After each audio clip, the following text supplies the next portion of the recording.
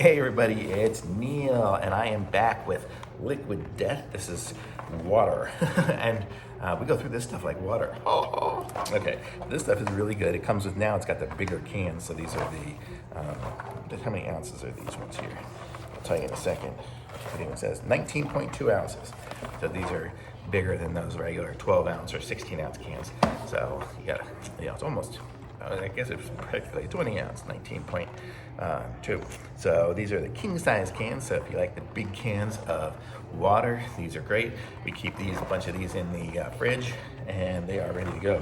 I even like the box of that.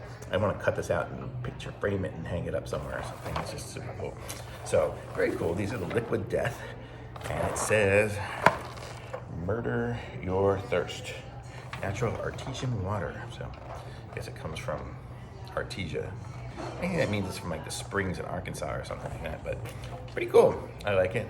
So thumbs up for me on this. We go through a lot of this.